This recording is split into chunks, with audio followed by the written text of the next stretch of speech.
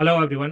तो जैसे कि आप सभी को पता है, 11 दिसंबर को यूजीसी की तरफ से एक नोटिस रिलीज़ किया गया था जिसमें ये बताया गया था कि आपके जो अपकमिंग सीयूईटी पीजी के एग्जामिनेशन है, जो कि अप्रॉक्सीमेटली मार्च 2025 के मंथ में कंडक्ट होंगे, इसके अंदर कुछ चेंजेस किए जा रहे हैं।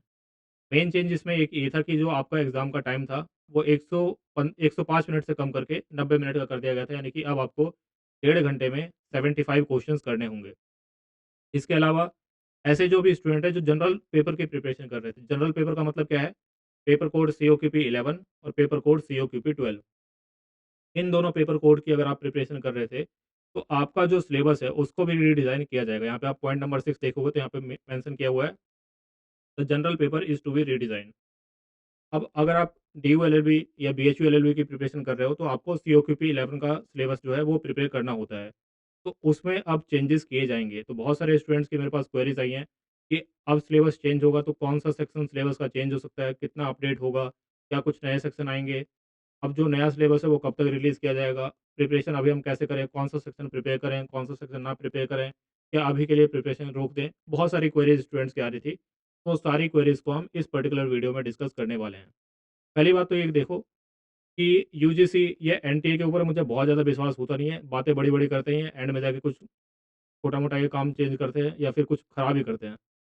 तो यहाँ पे लिखा तो हुआ है इन्होंने रीडिज़ाइन, यानी कि कुछ मेजर चेंज ही यहाँ पे होना चाहिए। लेकिन जैसे कि मैंने आपको बताया, बहुत ज़्यादा विश्वास इनके ऊपर कर नहीं सकते कि ये बहुत ज़्यादा मेजर चेंज करेंगे, छोटा चेंज करेंगे, वो तो जब चेंज होगा उसके बाद ही हम देखेंगे। अभी जो लिखा हुआ है उसके अकॉर्डिंग अगर हम देखें, तो बिल्कुल आपका जो सिलेबस है उसके अंदर कुछ ना कुछ मेजर चेंज किया जाएगा। अब वो चेंज कैसे किया जाएगा, क्या उसके डायरेक्शन क्या होने वाली है, तो आगे लिखा हुआ है, to cater to skill based and certain profession based on UG knowledge, यानी कि जो भी कोर्सेज़ में जनरल पेपर के थ्रू एडमिशन होता है, उन कोर्सेज़ के वो जो कोर्सेज़ हैं, उसकी जो यूजी नॉलेज है, उसको यहाँ पे यूज़ किया जाएगा। अब देखो, अगर हम एलएलबी की बात करें, तो एलएलबी के लिए कोई यूजी डिग्री तो होती नहीं है। आपने चाहे बीए किया हो, बीकॉम किया हो, इंजीनियरिंग की हो आपने, या कोई और कोर्स आपने किया हो ग्रेजुएशन के अंदर, तो आप आराम से एलएलबी के अंदर एडमिशन ले सकते हो। तो एलएलबी के लिए कोई यूजी डिग्री तो है नहीं। तो इसमें क्या एलएलबी के लिए कोई सब्जेक्ट जो है ऐड किया जाएगा? क्या लीगल स्टडीज़ का पोर्शन ऐड किया जाएगा?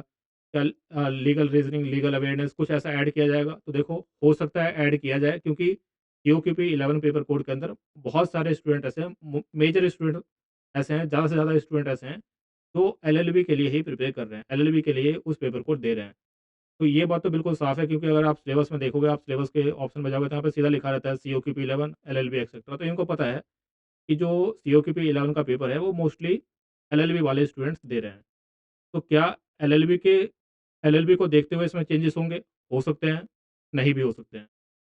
तो अगर हम सिलेबस को देखें तो कौन-कौन से सेक्शन यहाँ पे चेंज हो सकते हैं? तो देखो, अभी मेरा सजेशन आपके लिए ये होगा कि ऐसे सेक्शन जिसमें चेंजेस होने के चांसेस कम हैं, उसको आप प्रिपेयर करो। ऐसे सेक्शन जिनमें चेंजेस होने के चांसेस ज़्यादा हैं, उसको अभी चाहो तो आप थोड़ा रोक सकते हो, बाकी सेक्शन पे ध्यान दे सकते हो। तो देखो, मोस्ट पहले जो इंग्लिश का सेक्शन है, वो कोई भी अगर एलएलबी का अगर पहले डीयू-ईटी वाला पेपर भी आप देखो, जब डीयू का अपना अलग से एंट्रेंस होता था, उसमें भी इंग्लिश का सेक्शन पूछा जाता था। तो इंग्लिश का सेक्शन तो पूछेंगे ही, इसके चेंज होने के चांसेस बहुत कम है, तो इंग्लिश आप प्रिपेयर कर सकते हो। जीके का सेक्शन, मोस्ट प्रोबेबली जीके का सेक्शन भी वहाँ पे रहेगा, तो जीके भी आप प्रिपेयर कर सकते हो। कंप्यूटर में मैं अभी बोलूँगा, आप इसको अभी के लिए आप स्टे कर सकते हो। हो सकता है कंप्यूटर का सेक्शन यहाँ पे रहे, ज़्यादा चांसेस है कि इसको हटा भी दिया जा सकता है। तो कंप्यूटर अभी के लिए आप रोक सकते हो, जीके की प्रिपरेशन करो, इंग्लिश की प्रिपरेशन करो। इसके अलावा जो जनरल एप्टीट्यूड है, यानी कि आपके जो मैथ्स वाला सेक्शन है, इसके ऊपर भी कुछ कन्फर्म नहीं कर सकते, क्योंकि एलएलबी में मैथ्स का कोई बहुत ज़्यादा यहाँ पे सेंस बनता नहीं है कि एलएलबी में मैथ्स क्यों पूछी जाए। तो आप मैथ्स को भी अभी भी चाहो तो आप रोक सकते हो, अगर आप मैथ्स में वीक हो, तो अभी आप मैथ्स को छोड़ सकते हो। बाकी के जो सेक्शन है उस पे आप प्रिपरेशन करो।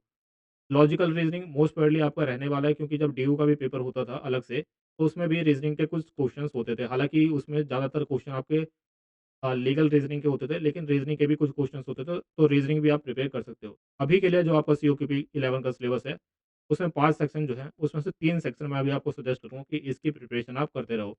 इंग्लिश का सेक्शन, जीके का सेक्शन और आपका रीज़निंग का सेक्शन, इसको आप प्रिपेयर करते रहो। ज़्यादा चांसेस है कि जो चेंजेस हैं, वो कंप्यूटर के सेक्शन और मैथ्स के सेक्शन में होंगे। इसके अलावा कौन से सेक्शन ऐड हो सकते हैं, तो देखो, एलएलबी के अकॉर्डिंग अगर ये सिलेबस को अपडेट करते हैं, एलएलबी के कोर्स को ध्यान में रखते हुए, तो चांसेस हैं कि लीगल का सेक्शन थोड़ा ऐड कर दिया जाएगा। तो देखो लीगल में क्या ऐड होगा, लीगल रीजनिंग ऐड होगी। लीगल रीजनिंग का मतलब क्या होता है, जो असरसर रीजनिंग वाले क्वेश्चन जो होते हैं, एक स्टेटमेंट दी होती है, फिर उसके साथ में दूसरी स्टेटमेंट दी होती है, उसके बेसिस पे फिर नीचे कुछ ऑप्शंस होते हैं। तो वो उस टाइप के जो क्वेश्चंस होते हैं वो आपके लीगल रीजनिंग वाले क्वेश्चंस होते हैं। कुछ लीगल एप्टीट्यूड भी होता है, या जो लीगल कोड लीगल के सब्जेक्ट्स होते हैं, जैसे आपका कॉन्स्टिट्यूशन हो गया, अ, आपके क्रिमिनल लॉज हो गए, टॉर्ट हो गया, कॉन्ट्रैक्ट हो गया, ये आपका कोड लीगल के सब्जेक्ट्स होते हैं। तो इस टाइप का सिलेबस आएगा या सिर्फ लीगल रीजनिंग आएगी, ऐसा कुछ कंफर्म अभी नहीं कहा जा सकता। तो मेरा सजेशन आपके लिए यही है कि जो 3 ऐसे सब्जेक्ट्स हैं जो जनरली चेंज होने के चांसेस बहुत कम है, लैंग्वेज का सेक्शन चाहे आप हिंदी हो या इंग्लिश हो, आपका जीके का सेक्शन और रीजनिंग का सेक्शन, इसको आप प्रिपेयर करो। बाकी आप कंप्यूटर के सेक्शन को और मैथ्स के सेक्शन को अभी रोक सकते हो। अब नया सिलेबस कब तक आएगा? तो देखो, जब ये नोटिस रिलीज़ किया गया था, तो नोटिस आपका, जैसे मैंने आपको बताया, 11 दिसंबर को नोटिस आया था, और इसमें जो सजेशन माँगे गए थे, वो 26 दिसंबर तक सजेशन माँगे थे गए थे। तो 26 तक तो आपके सजेशन ही जाएँगे। उसके बाद मिनिमम आप मान सकते हो कि 1 वीक का टाइम तो ये लेंगे। तो अप्रॉक्सिमेटली दिसंबर एंड तक या जनवरी के फर्स्ट वीक में आपका जो नया सिलेबस है, अपडेटेड सिलेबस है, उसके आने के चांसेस हैं। तो अभी अप्रॉक्सिमेटली आप मान के चलो कि 10 दिन के आसपास आपको लगेगा नया सिलेबस आने में। 10 दिन में आप ये 3 सेक्शन जो मैंने आपको बताया, लैंग्वेज का सेक्शन, रीजनिंग का सेक्शन और जीके का सेक्शन, इसको प्रिपेयर करो। बाकी चेंजेस अगर एलएलबी के अकॉर्डिंग होते हैं, एलएलबी को ध्यान में रख के होते हैं, तो हो सकता है लीगल से रिलेटेड कोई सब्जेक्ट आपका इसमें ऐड कर दिया जाए। अब वो कितना सिलेबस ऐड होगा, कितना वेटेज होगा उसका, वो सारी चीज़ें जब सिलेबस सामने आएगा, उसके बाद उसके ऊपर चर्चा की जाएगी। अभी के लिए उसके ऊपर चर्चा चर्चा करना बहुत ज़्यादा ठीक नहीं होगा, कि कन्फर्म नहीं है कुछ भी। इसके अलावा बहुत सारे स्टूडेंट्स की क्वेरी थी कि कोर्सेज़ वगैरह हम परचेज़ कर सकते हैं अब या नहीं कर सकते? तो देखो, वेबसाइट से के ऊपर जिसने भी कोर्सेज़ अभी परचेज़ किए हैं या टेस्ट सीरीज़ परचेज़ किया है, वो सारे ही कोर्सेज़ और टेस्ट सीरीज़ जैसे ही नया सिलेबस आएगा, नए सिलेबस के अकॉर्डिंग अपडेट होना स्टार्ट हो जाएँगे। टेस्ट सीरीज़ तो 1-2 दिन में ही सारे टेस्ट सीरीज़ को अपडेट कर दिया जाएगा।